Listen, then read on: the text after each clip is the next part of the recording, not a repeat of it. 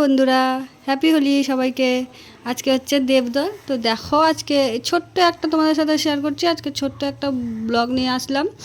তো আজকের তো দেখতেই পাচ্ছ, এদিকে লুচি হয়ে হয়ে গেল। দিয়ে তারপরে ওখানে দুধ বসিয়ে দিয়েছি, দুধ জাল করতে বসিয়ে দিয়েছি। দিয়ে এখানে পায়েস হবে। দিয়ে তারপরে হবে হচ্ছে পোয়া। দিয়ে এখানে বৌদি গোপালকে স্নান করাতে চলে আসলো। তো ও চান করিয়ে দিচ্ছে। দিয়ে তারপরে আমি বললাম, তুমি চান করে দাও, আমি জামাটা পরিয়ে দেবো। তো দেখতেই পাচ্ছ। দিয়ে তারপরে চলে এলাম।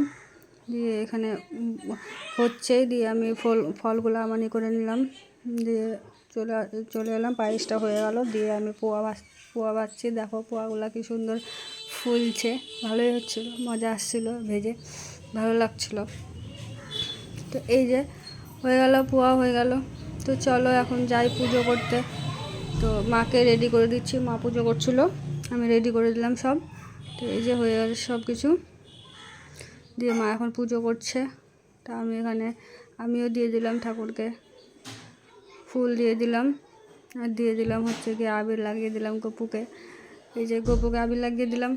দিয়ে চলে যাব মা রক্ষার কাছে পুজো করতে।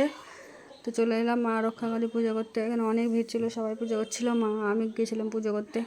একটু আমি রেডি হয়ে গেছিলাম, জামা পরে নিয়েছিলাম নাইটি খুলে। দিয়ে একটু আমার বাচ্চা পাতিগুলোর সাথে রং খেলে দিলাম। দিয়ে আবির খেলে দিলাম সবার সাথে। দিয়ে হয়ে গেল খেলা। তো ব্লগটা ভালো লাগলে অবশ্যই লাইক, কমেন্ট আর শেয়ার করে দেবেন, আর ফলো করে দেবেন।